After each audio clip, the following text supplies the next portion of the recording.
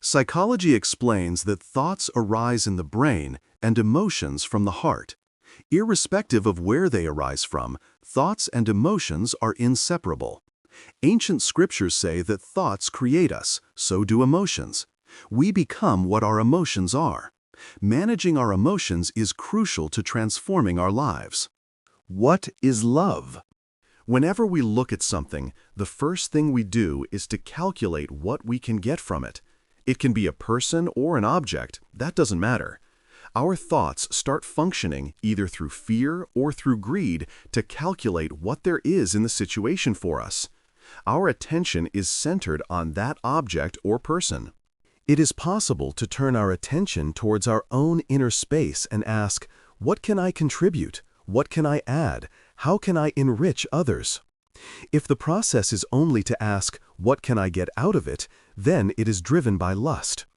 If the process asks, how can I enrich it, it is driven by love. Lust is an energy that demands. Love is an energy that gives. To tell you honestly, it is very difficult to define love exactly. Mere words cannot express it precisely. I am trying to use a few words here and there so that some word will click within you. Love is an intense experience in one's inner space. Many of us think love is a choice. We think experience and expression of love are a choice. We think that if we want to, we can handle love. Otherwise, we can let it go. No, it is not a choice as we think. It is a basic necessity of life. When I say life, I don't mean just breathing and staying alive. I mean being alive at the innermost being level, as a live consciousness. If you can express love, if you can experience love, that is the only way of being alive as a consciousness. If you don't express love, you may inhale and exhale, but you can't say you are a live being. There are so many animals, plants, and other things that breathe day in and day out. You will continue to exist like them, that's all. A small story. A disciple asked a Zen master, "Does an enlightened master speak?" The master said, "No, an enlightened person never speaks. Only a person who doesn't know enlightenment speaks." Then the disciple asked, "So, does an enlightened master keep quiet?" The master said, "No, an enlightened master never keeps quiet. If he keeps quiet, then he is not enlightened." The disciple was puzzled. He asked, "You say he neither speaks nor keeps quiet. What does he do?" The master replied, "He sings. His being sings. He neither speaks nor keeps quiet. His very being sings." Love is the ultimate experience of a human being. When the experience happens, we will not be able to possess the experience, only the experience will possess us. That is what the master means. When the experience possesses us, whatever we do will be like a beautiful song. Any word that comes out will be poetry. Our being will be so light. We will simply float. Our walking will be a dance. Our body language will radiate grace. All our expressions will be of great service to humanity. All human beings are born as loving beings. A newborn baby radiates causeless love. Does she know anyone around her at birth? No. Her energy is causeless love. As we grow, society instills fear and greed in us, and we orient our love based on greed and fear. Then it is no longer causeless love. It is love with a reason. It becomes suffocating.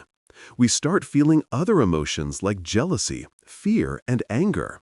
We experience only love with a cause, a reason. But with a little awareness and awakening, it is possible to reclaim our original love.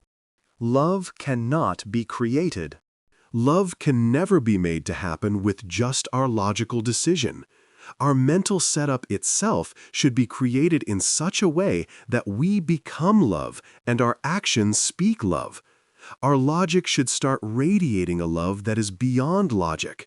When real love happens in us, we will not even be aware that we are loving. Only others will be aware that we are radiating love. When real love happens, we overflow with so much energy that we will have the courage to share whatever we have with others. We get tremendous confidence because we know it has happened in us. Whether it is energy, time, talent, or pleasure, only when we are overflowing can we really share it. Similarly, love happens only naturally, never through compulsion. If we try to create love, it will be like forcing open the petals of a flower to make it bloom. Can it be called flowering? No.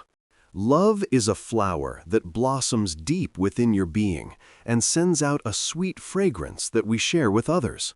Love heals 5 types of restlessness. The word love is loaded with so many different meanings, interpretations, and commentaries. First, let us leave out the idea of selfless and spiritual love. Let us first consider the normal, simple love with all its possessiveness, jealousy, and all the side effects it causes. Even that love can do a lot of good for the body and mind. Later, we will discuss selfless, spiritual love, or mature love. The other day, I was reading an article in a magazine. The title was "Live Forever." I was amazed to read it.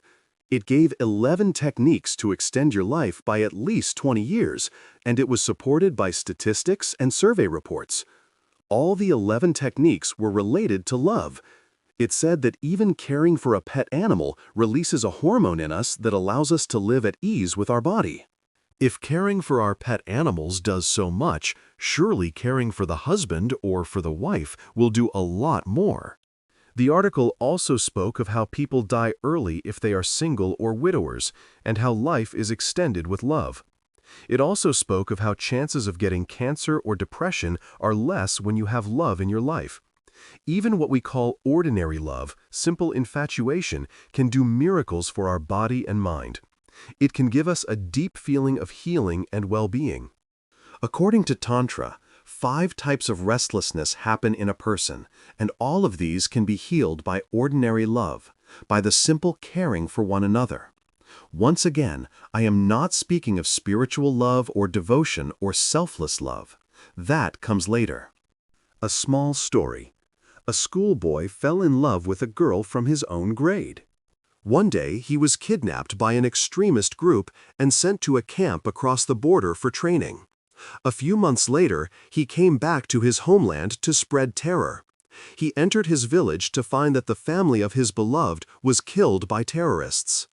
He met the girl and they started talking. She told him how much she hated what was happening and begged him to stop what he was doing. She told him she would marry him only if he surrendered to the authorities.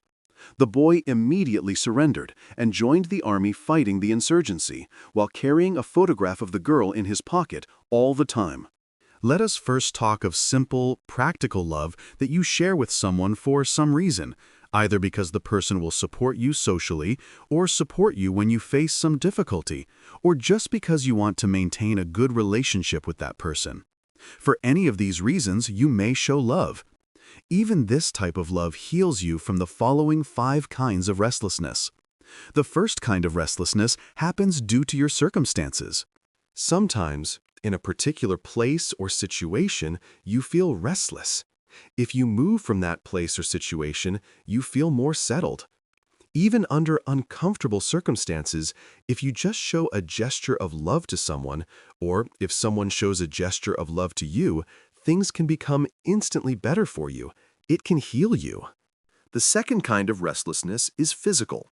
Physical restlessness is nothing but a constant tension in your body for no particular reason. It is said that all such tension can be released when you express love to somebody. You may ask, how can love take away physical restlessness? You can see, for example, a mother who has a child to look after will feel continuously rejuvenated in spite of the child driving her crazy. Because of the love element, she will cope with the tension. Otherwise, taking care of children is not an easy job. The rejuvenation happens because of the love and care the mother feels for the child. Any tension or restlessness in the body disappears when you care for somebody, when you smile at somebody, when you express love in your body language, even if it is just once. When you express yourself through your head, it is called intelligence. When you express yourself through your heart, it is felt as love. When you express yourself through your being, it is experienced as energy. When you relax into your being without expressing, it is bliss. Each one is the same energy, but expressed in 4 different ways. So, whenever you express love, you express energy also.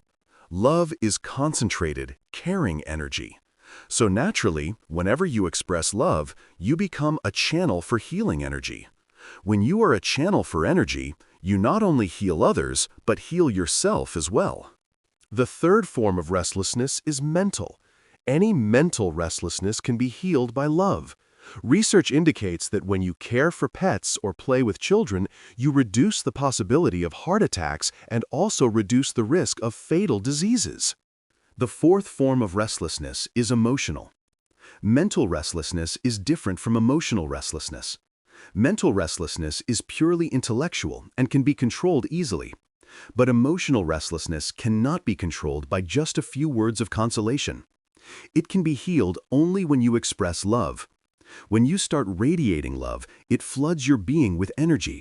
When your being is opened to such higher energies, it heals the emotional restlessness. Ultimately, we come to spiritual restlessness.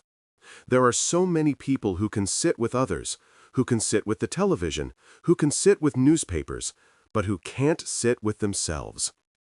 This is what is called spiritual restlessness. Spiritual restlessness means that you cannot sit with yourself. You can give appointments to everybody else, but not to yourself. Your love for the teacher or the master can heal your spiritual restlessness. Many people come and tell me, Swamiji, just sitting in your presence puts us in a calm state, but when we go back home, we are not able to remain in that calmness. Why is it so? When you are in the presence of an enlightened person, you start relating, you start expressing your love towards him automatically. This heals your spiritual restlessness.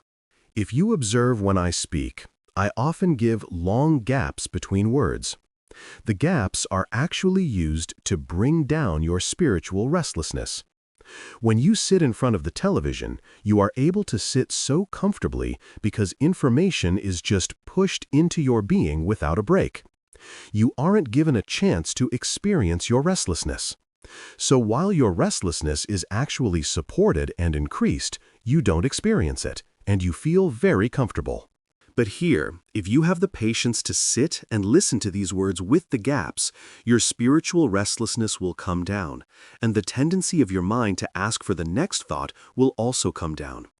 You automatically become receptive, and these words will not only touch your head, but they will directly touch your heart as well.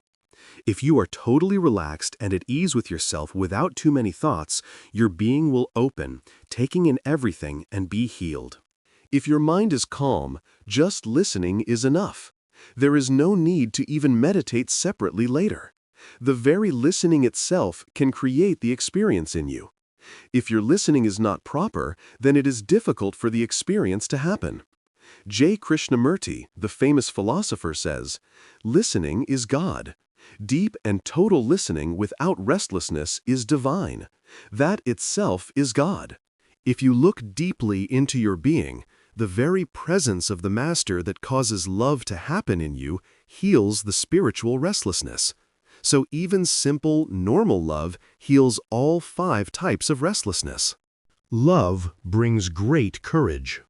A beautiful incident happened in the life of Ramanuja. If you study the life of Ramanuja, you will see how he used every step of his life to move towards enlightenment. When his teacher initiated Ramanuja, he gave him a special chant. The teacher told him not to pass on the chant to anybody and that if he did so, he would go to hell. Ramanuja asked him what would happen to the others with whom he might share it. The teacher said that they would be led to salvation. What would we have done? Naturally, we would have kept quiet, thinking, why unnecessarily go to hell? Ramanuja immediately stood on a platform in a temple and called out to the whole village. He loudly pronounced the chant given by his teacher and told the people, "Let you all go to heaven. I am not bothered about me going to hell. Let you all reach heaven." When you are deeply in love, you feel as if your whole being is open, and you are ready to go to any extreme for the sake of anybody. You are ready to go to any boundary, as there is nothing to protect within your being. Your being is totally open. You don't feel insecure when you are wild with love. That is why people who are in love always do risky things. They take the risk because they feel they have nothing to lose. There is no insecurity about anything. They feel so expansive. Love gives tremendous courage and energy. It opens you up. It makes you finally available to yourself. As of now, you are not available to yourself. Love can make you available to yourself. When the teacher saw what Ramanuja did, he admitted that he learned a lesson from his disciple and declared that Ramanuja had reached greater heights than him. He told Ramanuja, "You are in a different space now.